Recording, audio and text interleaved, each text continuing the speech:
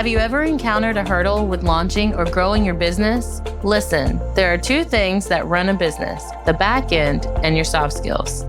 Telling you right now, if these aren't in place, you'll lose clients and you'll lose money. You don't want that? Well, you're in the right place.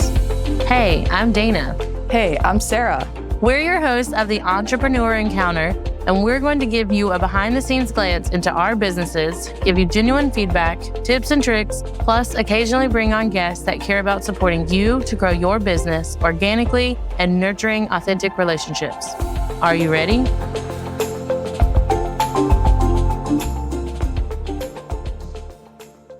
So according to Harvard Business School, 71% of global executives say adapting is the most important leadership quality. Everything is constantly changing and you have to adapt to those changes. So in the workplace, no matter what position you're in, you have to be able to adapt to the forever changes. This is from personnel, restructuring your business, and the policies that you put in place. As a business leader, how can you stand up to the change? So we welcome you back to another episode of Entrepreneur Encounter. We're your hosts, Sarah and Dana. And we're excited to have a guest with us today as we discuss fostering adapting in the workplace. Brandon, do you want to go ahead and kind of introduce yourself and tell us who you are, what you do, and why we should listen to you? I guess you have to listen to find out if you should listen to me. But no, I'm excited to be here. And I feel for you. Your podcast name is Entrepreneur. And I mean, the tongue twister that you have to say introducing this show is just... I'm the one that came up with it too.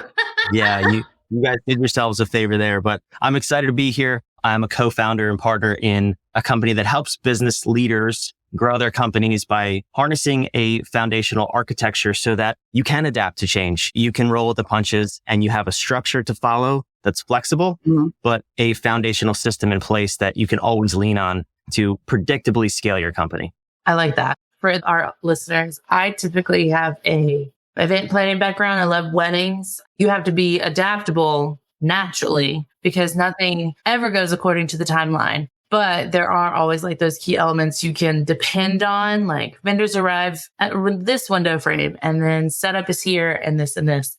So you can have that base for the predictability of, okay, around this time frame, there's going to be sunset photos. And then we got to herd your guests into cocktail hour while you go do this. But there's never one event that looks exactly like another one. Something always goes wrong behind the scenes that no one ever knows about.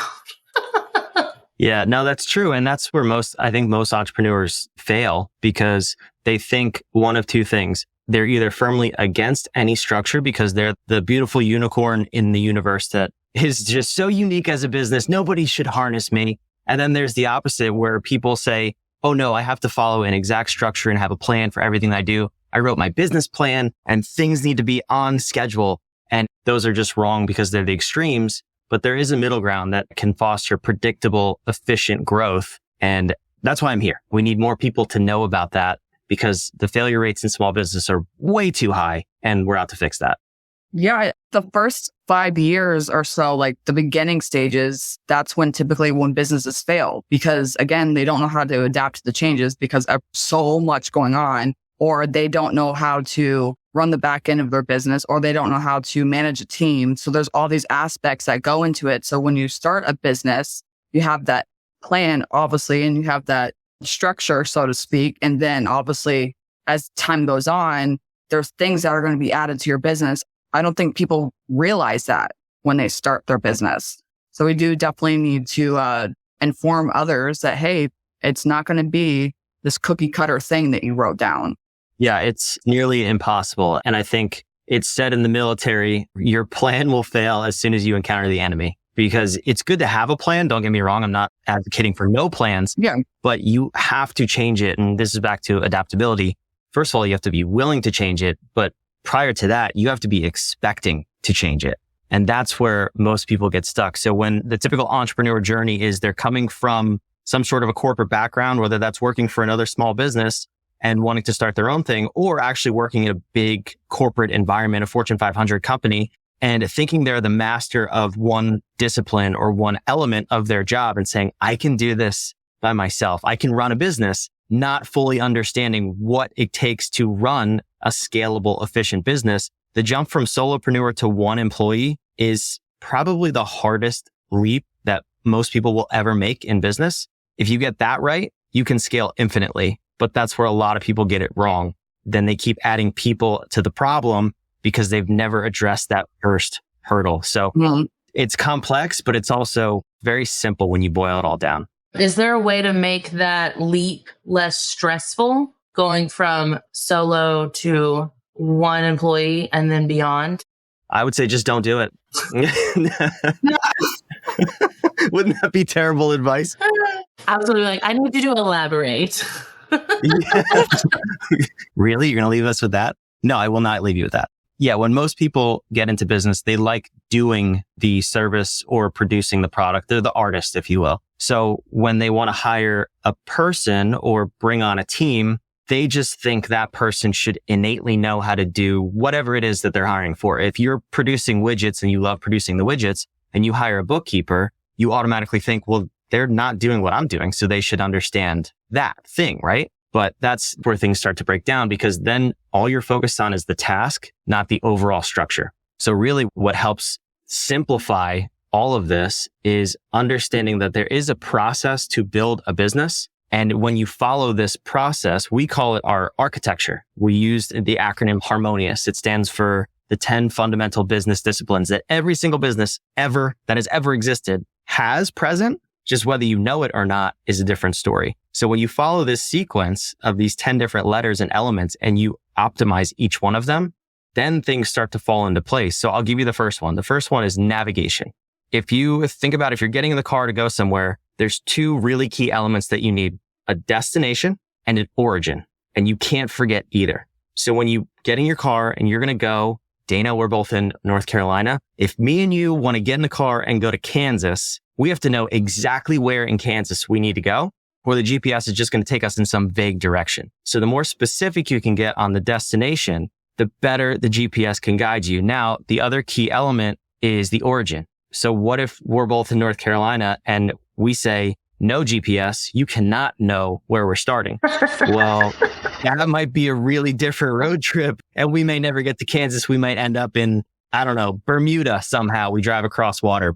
So those two key elements have to be in place, your origin and your destination. A business plan is not how you get there. A lot of people just think I can just start and see where the road takes me. And they're really just driving by road signs at that point without understanding what they all mean. That makes sense. That sounds so simple. It's like a simple thing, but I feel that I'm just starting now to realize that. And I'm 2.5 years in. When I started, I didn't know what that meant, but I knew that at one point there was going to be this path that you need to go down to, but I never thought about it that way. That's a really good analogy too.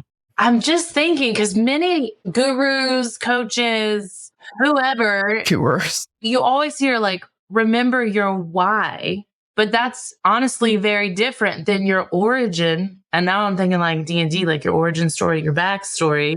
I'm a nerd, everybody. But to me, and correct me if I'm wrong, but like your origin story is like, where are you now? Like if you're just new to the entrepreneur space, you're working for someone else and you're like, I could do it better than them. Where are you at in your life right now? And then thinking of a few episodes back where we talked about what is your current capacity as well. If you don't have 5 hours a day to dedicate to a business, you only have 1 hour. That's a different origin than those are two different origins of how to get started and how to reach your destination. Yeah, I'm glad you brought up the gurus. I just have this burning fire inside me to demystify all of them because a lot of them just share really bad advice. I don't consider myself a guru. My business partner, same thing. We are not gurus. We just happen to see that there's a larger structure that people only take little slices out of and say that that is the thing that's going to get you to business success. Because maybe that's the thing that they have the deepest knowledge on or they're most comfortable teaching. But in no world is Facebook ads ever the one thing that's going to grow your business. It's just impossible. So if someone says stuff like that, just ask a question. Like, really? Is that really the one thing that's going to get me from where I am to where I want to go? So to your question, the why is foundational to what we do. Your personal why and your business why really make up your business's mission. Mm-hmm. But the essence of origin think about it in terms of calibration. So a lot of people say you have to know where you are to figure out where you need to go, like in relation to where you're going. That recalibration along the way from North Carolina to Kansas, there's going to be road stops. We're going to have to get gas. We're going to have to eat, sleep probably. That's a long trip. Every single time we stop, every single time we look down at the GPS, you need to know exactly where you are. So you can't just focus on having a really powerful why. I really want to get to Kansas. Am I just going to drive around the country until I get to something that looks like Kansas? Or am I going to constantly recalibrate? Everything we teach is about doing less to get more. So you could have 5 hours. Someone else could have 1 hour, but are you filling it with the most effective thing in that 1 hour? Because I guarantee you, like, I will put this up against anybody. If you look at my calendar, I schedule weeks in advance because I know if I control my time and I control what I put in my time based on everything else that we've established needs to happen in our business, I will outwork, I'm not going to call you two out, but most people, I will outwork almost 99% of people in 1 hour than they will get done in 8 hours, just because I'm only focusing on the effective work. So I can leapfrog forward so much faster. And it's not about doing more. It's just about doing more of the right things, but less things overall. It's the 80-20 rule. That's essentially the principle that we follow. Yeah, I would have to agree with that. I think a lot of business owners are trying to do everything, whether it be like all the social media platforms, trying to write blogs or podcasting. Like they want to do everything because they think that that's the way that they're going to grow and that's the way that they're going to get seen. But you have to do what is best for your business, not based off what anybody else is doing. Yeah, exactly. And as a matter of fact, we have a mastermind. We call it the Inner Circle. We're in the middle of this conversation right now in the journey we're taking our group through. So the 10 disciplines, I'll give you a couple of the names because what you just said is really important. And it's where most people get lost. You start with navigation, always. We've consulted with Nike, Uber, Johnson & Johnson, all the way down to solopreneurs. We always start with navigation because if you don't have the map, you can't get there. Mm-hmm. Then typically we go to what we call operate. So in operate, that's determining, okay, based on our map, what is the most efficient use of our time at every level of the organization? You could be a solopreneur. You could have 500,000 employees or anywhere in between. Every single person and their day needs to be optimized. Once we get to ubiquity, which for us is sales and marketing traditionally, first of all, they're the same thing. They're not separated. But once you get there, the definition of ubiquity is really not all things to all people in all places, which most small business owners think it is. Okay. It's all things to your avatar in all places they expect you to be. So if your avatar is only on Pinterest and Facebook, why are you on TikTok? Why are you writing blogs? Why do you have billboards on the highway? It doesn't make sense. But as business owners, we're like, no. I have to be all places because Target has ads everywhere I go. So I need to have ads everywhere I go. Well, it just doesn't make sense. It's a broken model. They're a different business than you. You need to just focus on where your customer is and be everything to them in that particular place. Oh, most definitely. I'm going to need you to shout that from the rooftops. Yeah. I went to a networking event and someone was talking about like being omnipresent on all the platforms. And I was like, I loved what she was saying and I loved how she was presenting it because it was basically, she was sharing this, literally the same post on all the channels. But I was like, that is still so much time, even if you batch schedule, that I would have to take to do that. And I was like, I want to do it. So that to me was not the most efficient use of my time. That is a very simple framework to run your business of figuring out what's efficient. Like you need to meet new people, networking, share your business. That's efficient. And so going where your avatar is and only showing up on that platform is perfect. But how do you tie in adaptability in the workplace with something like that? What if there's a big shift in where your audience goes for whatever reason, or life throws you any other curveballs? How do you tie into adaptability into that like mastermind? I think the best, most recent example of this is COVID.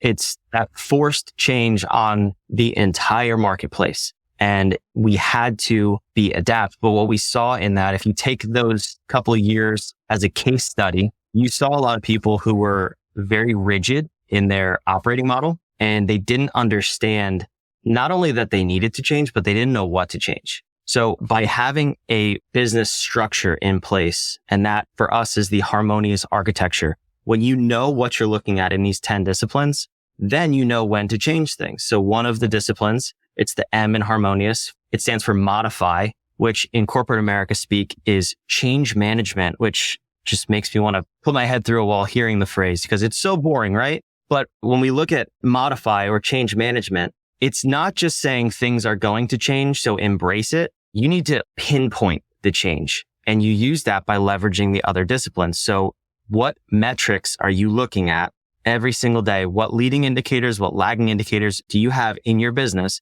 to where you can say, if there's a red flag on one of them, I know exactly what to change, how to change it, where the change is, and how to broadcast that change to all of my employees instantaneously. Did that scare both of you as I was describing that? A little bit. Maybe. It does for most people. And you're not alone, but that highlights right there the reason why as small business owners, we're always in chaos because something could come up. It could be an email from a client or a rejected proposal, and it could be the unexpected answer to another email. And immediately we don't know what to do with it because we don't know where it connects in our business. So in order to have adaptability, first of all, that would require a structure because to change anything, there has to be something in place. But most of us don't have anything in place. We're just flying by the seat of our pants. Yeah, a lot are. And I sometimes feel like I'm doing that too. Attention service-based entrepreneurs, unleash the power of Pinterest with a professionally optimized business account. In case you're new here, my name is Dana, co-host of Entrepreneur Encounter, and I want to be your Pinterest setup specialist. Together, we will tailor your Pinterest presence to your brand and audience, optimize your profile with captivating visuals and descriptions, develop a strategic pinning plan to reach your target audience, and then integrate Pinterest with your other marketing channels so you can repurpose instead of working harder.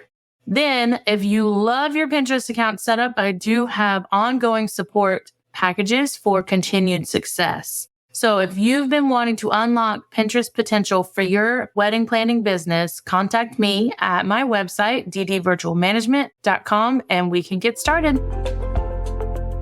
In regards to talking about structure and pinpointing the change that's needed. So when I think about that, I think of states. States have a disaster plan set in place. So for like if storms happen, or obviously every state is different on what they have in place or have like an emergency situation like set up like in case this happens. So with that in mind, like pinpointing the change that's needed, what if you can write out a plan before the change happens? Like a handbook, so to speak. Like, hey, if this were to happen, this would be our plan. So have the plan set up in place.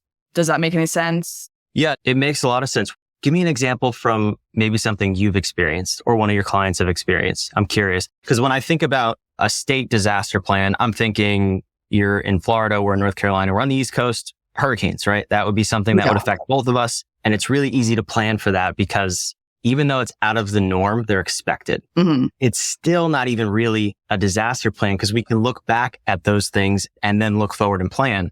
Nobody could plan for COVID. Nobody had a disaster plan for COVID in terms of running your business, but we didn't know what to look at, the metrics to look at to say, hey, sales are down because of this other thing 3 departments away or whatever that is. So yeah, I love plans and I love planning for the future, but give me an example of what you're kind of thinking about. So I'm just saying, like you were saying, like we didn't know, obviously COVID was going to happen. We didn't know about COVID, so we couldn't really plan for that. But now that has happened, can businesses put that in their policies saying that in case something happens, this is what we can do? Because obviously we know storms are going to come. I know that was like a really bad example, but knowing that in this season, we know this is going to happen. In the cold season, we know the flu is going to happen. So like, how do we plan for that for people calling out sick or, and this and that? So what plans do we have in place for that? That's kind of what I was thinking, because obviously when you get sick, we don't plan to get sick, but what happens if somebody does get sick? Who's going to cover that? What's going to happen during that time? So that's kind of like adapting to the change because somebody's out because of whatever is going on in their personal life. Yeah. So the hurricane thing is, you said it's a bad example. I don't think it's a bad example because it does relate to business. When you look at the economy is cyclical. You can study that and you can predict when the economy will go into a little bit of a gutter and when it will rise with some degree of accuracy. But we still don't plan as small business owners, as entrepreneurs. We think flying by the seat of our pants is a badge of honor. So the necessity to plan is always there. It's just rarely ever done or done effectively. I think in that example with being sick, it's part of your culture. So I'll give you an example from the business that I recently sold last year. I always had a plan like that in place. And it was more of a physical production environment. So if a machine went down, if a person was out sick, depending on the role, if there was a software glitch or something along those lines, things that were like truly unexpected, but could be planned for. Mm-hmm. That's kind of that fine line that we're talking about.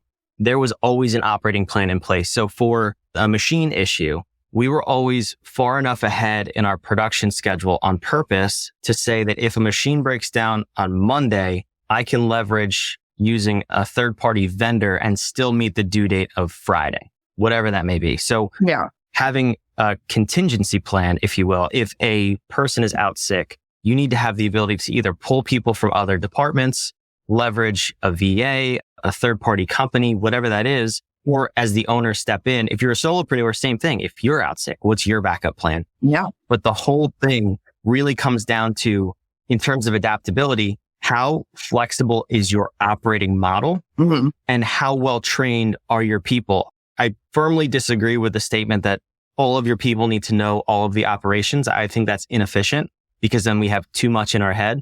But in that business, I had a very detailed operating manual on every single position and function and task in the company. And it was all digital. It was all on the cloud with step-by-step videos, screen share videos, actual physical iPhone videos and stuff like that. Where if I was out or someone else was out a particular day, we could just say, hey, Steve, go watch video 114 and let me know if you have any questions. And he could immediately go solve that problem, take up that task with probably 90 to 95% efficiency as the original person handling the role. But in small businesses, it's tough because you're like, you mean I have to sit down and actually like write out how I do things or plan ahead for when people are out sick? It's just a different way of thinking, but there's always ways to plan ahead without having it take away from the day-to-day activities. Right. Feel like something along those lines, because I do videos for my team and I have a team of 2. Anytime I'm saying, hey, can you update whatever the case it is, or they're getting a new client, I always work my client first. And then as I'm doing the tasks in real time, I will record it, whether it's on Zoom or Loom or whatever is working at the time. And depending on how long it is, most of mine, I try to keep it 5 minutes or less because I know my own attention span. I'm going to tune out after 5 minutes and say, I'll look at it again. But that way they can stop at that point. They can do the task, pick up where they are, and then it continues out. And then we meet weekly once they are starting to take over, and we go over each task and I'll show them again. But then the next week they'll do it while on this call with me so that if they have questions or something doesn't look exactly the same because they're on a Mac and I'm not on a Mac anymore, and sometimes, things are in different places, we can figure it out immediately and not wait for another hurdle to kind of pop up because I didn't answer fast enough on Slack. Yeah, I love that. And then make sure you go the second step and then assign them ownership of that task. That's basically what I did. Step 1 was, as the owner and the designer of the system, I needed to record it. And I needed to say, here's how I do it. Here's how I want you to do it. Here's the video, everything. Now, when I give it to you and you demonstrate that you have the ability to take over this task, I'm no longer touching this playbook. That's what we call them. Our operating system, we call playbooks. Mm-hmm. So I said, this is off of me now. My name is at the top of it. I need you to change it to your name. Any updates, any tweaks, any modifications, any efficiencies you find, go update that playbook. And I should not know how to do this task within 3 to 6 months because of the way things evolve. So constantly creating them and training your team is amazing. And it is absolutely the first step where you start to experience freedom and liberation from the company, is when other people take ownership and then they retrain you when you need to know it, but still have the global system in place to say, it's recorded. We've put it here. Dana, you don't know how to do it because it's been 3 months, but in case you need to know how to do this task the way our company does it now, you can access it. I'm going to be fully transparent. That's definitely a step that I have not implemented. Like they have it, the task in Asana gets updated to their name, but updates and revisions, I have actually not thought to say, this is yours. So ownership actually hasn't been transferred because I'm still kind of going behind them. My mind is blown. So on that, I have one of my clients, I'm her business manager, and I made all the procedures, the SOPs, like everything, right? So last year I was out for like a week. How dare you be out for a week? So I was out for a week and she ended up having to do the things that I was doing for her, right? So she's the owner, I'm the manager, right? So she gave me full reins of everything. And she kind of forgot how to do things because she was not doing them anymore. I was. So thank goodness for the stuff that I created, because if not, she had questions and she forgot how to do things. And she went back and looked at it and was like, oh, that's how you do it. So to me, that gave me confirmation that I know what I'm doing. And I'm essentially teaching the owner of the company to do things that she once did before. Yeah, it usually comes down to, I don't want to say an ego issue, but it's definitely a control issue. When the owner of the company feels like they have to be the one managing all of the tasks and things that are happening in the company, it leaves the company as a whole in a really dangerous position. Because in that example, what if you did not have the authority to make changes to systems or execute things without a final signature, and then she was out for a week? Well, what does the company do? You guys can't grow. You can't collect money. You can't send invoices, all of that stuff. Yeah. So having your staff know more than you, it sounds backwards, but it is the most freeing thing that any entrepreneur can do. And that's the goal. We look at it in terms of a popular term is servant leadership. And we think, no, we have to be in the trenches with our team. Like we have to know everything that they're doing and be right there with them doing the work. That's really destroying the company. Because if anything happens to you, they're all out of a job. And that's the riskiest position that for you and the company to be in. So being able to step back and say, no, I'm empowering these people. Servant leadership just means I'm giving everybody that I've hired the tools to complete their jobs as efficiently as possible. And I'm stepping out of the way. Mm-hmm. You empower the team and the system and you move over, and you'll be surprised how quickly your business grows. I 100% agree with that. Maybe that's why I feel like I'm not growing right now. I love that perspective. I'm going to have to mull over that. I already feel myself like I need to sit with it and talk to my team about, okay, we're going to officially do this. So this will probably be our last question. How do you envision spreading this message and the other ones that you've shared so far to empower more businesses with in 2024? Well, you told me to shout it from the rooftops. So do you think should I do that? That one? Yes, 100%. Everyone needs to hear that. I will shout it for you. Yeah, no, it's our mission. So we transitioned last year from working with the Fortune 100, all of those companies I mentioned. And I have a passion for working with small businesses and entrepreneurs. And so does my business partner. To make the CEO of Nike any more wealthy is doing a disservice to the rest of us.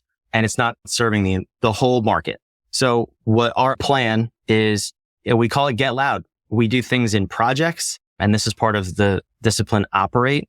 We have 3 projects per quarter. And then within them, there are key indicators that we know if we manage these, we will get the outcomes that we've set in place. So a whole project for us is Get Loud. It's get in front of as many small business owners and entrepreneurs as possible.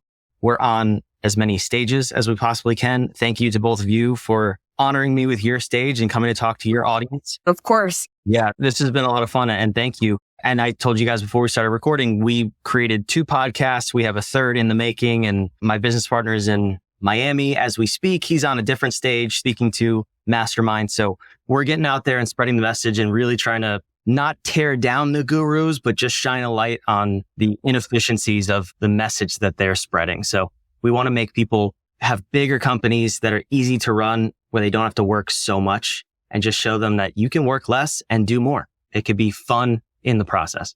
Fun operative. I love that. Well, As always, the information will be in the show notes. We will definitely link your podcast as well so people can find us. Other than the podcast and any upcoming stages, how can our listeners find you if they want to work with you, connect with you, get loud with you? Get loud. It's a Get Loud party.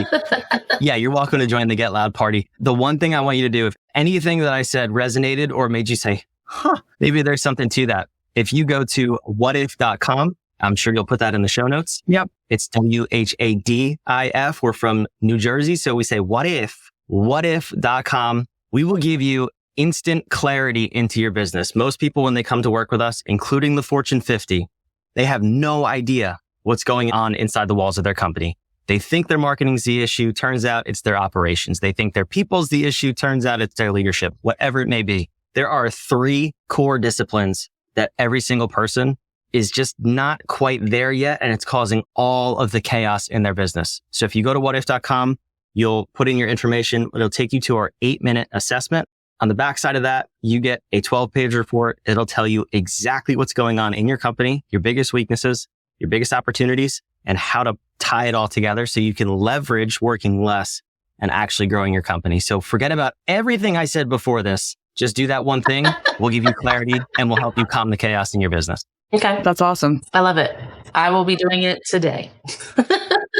Me too. I want to check it out. I look forward to seeing it. Perfect. Well, thank you again, Brandon, for coming on and enlightening our audience and brightening our stage, so to speak. We will definitely make sure we get loud with you again. I love it. Let's get loud together. Everybody listening. Yeah. All right, listeners. Until next time. Bye.